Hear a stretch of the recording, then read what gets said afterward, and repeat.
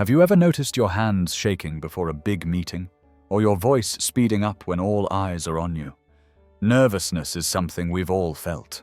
And whether you realize it or not, your body gives away the secret every single time. From subtle fidgeting to avoiding eye contact, psychology shows that our nerves speak louder than our words.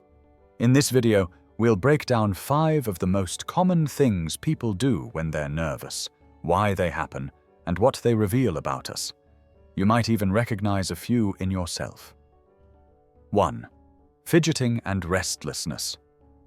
One of the clearest signs of nervousness is fidgeting. When someone feels tense, their body seems to look for a way to release that extra energy. You might see someone tapping their fingers on a table, bouncing their leg up and down, spinning a pen between their fingers, or adjusting their clothing again and again. This happens because nervousness causes a spike in adrenaline. That hormone prepares your body for action, historically, to fight a threat or run away from it. But in modern life, we can't always do that. Imagine being in a job interview. Running away would definitely not be an option. So instead, the body tries to burn off that adrenaline in small, safe ways, like repetitive movements. Psychologists call these movements self-soothing behaviors. They don't solve the problem, but they help calm the nervous system just a little. For example, rubbing your hands together generates warmth and comfort. Playing with a ring or necklace gives the brain something else to focus on. Even tapping your foot rhythmically can have a calming effect, almost like rocking a baby back and forth. Interestingly, research shows that fidgeting isn't always a bad thing. Some studies suggest it can actually improve focus during stressful situations. For instance, children who fidget while taking tests often perform better than those who sit perfectly still, because the physical movement helps manage their anxiety. So the next time you catch yourself fiddling with a pen or bouncing your leg before a big presentation, don't beat yourself up. It's your body's way of managing stress. Of course, in professional or social situations, too much fidgeting might give away your nerves. The key is being aware of it and finding alternative outlets, like slow breathing or grounding exercises. 2. Sweating and physical discomfort. Another very common reaction to nervousness is sweating. You might notice your palms becoming clammy, sweat forming on your forehead, or even dampness under your arms. This is the body's way of cooling itself down during a fight or flight response. When we get nervous, our sympathetic nervous system activates, which increases our heart rate and blood pressure. The body thinks it might need to run or fight, so it prepares by cooling us off with sweat. Unfortunately, in social situations, sweating can actually make us feel more nervous because we become self-conscious about it. It becomes a cycle. You sweat because you're nervous, then you notice the sweat, and that makes you even more anxious. Alongside sweating, nervousness often brings other physical discomforts. Dry mouth. Stress reduces saliva production, which is why people often feel thirsty or find their voice cracking. Shaky hands. Adrenaline causes muscles to tense and twitch. Stomach butterflies. Blood is redirected away from digestion and toward muscles, creating that fluttery sensation. What's fascinating is that these symptoms are nearly universal. Whether you're in New York, Tokyo, or Casablanca, people tend to sweat and feel butterflies in the exact same way. It's a deeply human response to stress.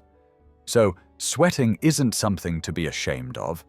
It's proof that your body is preparing to face a challenge. If you want to reduce it, simple strategies like deep breathing, wearing breathable clothing, or holding something cool in your hands can help calm your body's thermostat. 3. Avoiding eye contact. Have you ever noticed someone looking away when they're nervous? Maybe they glance at the floor, their phone, or the wall instead of at the person speaking to them. Avoiding eye contact is one of the most classic nervous behaviors. Why does this happen? Eye contact is incredibly powerful. When we look someone directly in the eyes, it signals confidence, honesty, and connection. But for the brain, it also feels intense, almost like a spotlight shining on us. When someone is nervous, they may look away to reduce the pressure they feel. It's a subconscious way of protecting themselves from judgment. Interestingly, avoiding eye contact doesn't always mean dishonesty, even though many people believe it does. In fact, studies show that liars often overcompensate by making too much eye contact, trying to appear convincing. Nervous people, on the other hand, usually avert their gaze because they feel exposed or vulnerable. You'll see this especially in situations like meeting someone new for the first time, speaking to someone in authority, like a boss or teacher, talking about sensitive topics, standing in front of a large audience. But here's the good news. Eye contact is a skill you can practice. Psychologists suggest starting with small steps, like holding eye contact for 2 to 3 seconds at a time, then looking away naturally before returning. With practice, you can train yourself to maintain just the right amount of eye contact to appear confident, even if you're nervous inside. 4. Talking too fast, or not talking at all. Speech patterns are one of the clearest giveaways of nervousness. Some people talk much faster than usual when they're anxious, rushing through sentences as if they want to finish as quickly as possible. Others might stumble over their words, forget what they were going to say, or fill pauses with and like. Why does this happen? Nervousness triggers adrenaline, which increases our heart rate and breathing. That makes us feel like we need to move and talk quickly. On the flip side, some people react the opposite way. They freeze up and go quiet. Their brain races with thoughts, but their mouth doesn't cooperate. Both extremes, over-talking or shutting down, come from the same root cause: anxiety about being judged. The fear of saying the wrong thing creates pressure, and that pressure shows up in how we speak. In professional situations like interviews, this can be especially challenging. But there are practical tools to manage it. Pause intentionally. Taking a breath before answering a question makes you sound thoughtful, not nervous. Slow your pace. Imagine you're reading a story to a child, clear, calm, and steady. Practice beforehand. Rehearsing what you want to say reduces the chance of stumbling. One fascinating study found that audiences actually perceive slight pauses as a sign of confidence, not weakness. So if you slow down just a little, you'll likely come across as more calm and collected, even if your heart is racing inside. 5. Self-touching gestures. The final nervous behavior we'll cover is self-touching gestures. These include things like rubbing your neck, crossing your arms tightly, touching your face, biting your nails, or even playing with your hair. These gestures serve as a kind of comfort mechanism. When we're stressed, physical touch releases calming chemicals in the brain.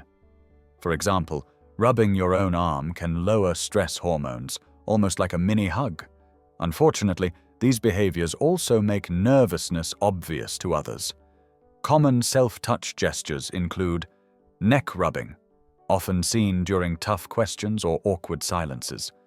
Face touching. People rub their forehead, cover their mouth, or adjust their glasses when nervous. Arm crossing. Creates a barrier that feels protective. Nail biting or lip biting. Relieves tension, but can become a long-term habit. Culturally, some gestures may vary, but overall, the psychology is the same. People touch themselves when they're seeking comfort under pressure. The key isn't to eliminate these behaviors completely, but to replace them with healthier outlets. For example, holding a pen, clasping your hands together, or practicing grounding movements can give your body something to do without signaling discomfort so strongly. So, there you have it. The 5 most common things people do when they're nervous.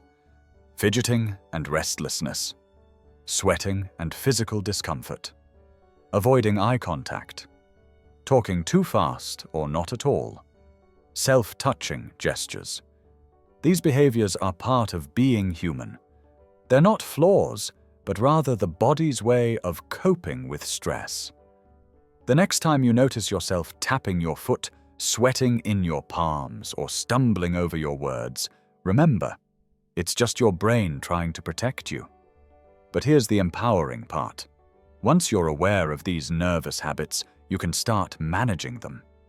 With practice, through deep breathing, preparation, and self-awareness, you can turn nervous energy into focused energy. And when you see these signs in others, you'll know that it's not about weakness or dishonesty, but simply about being human.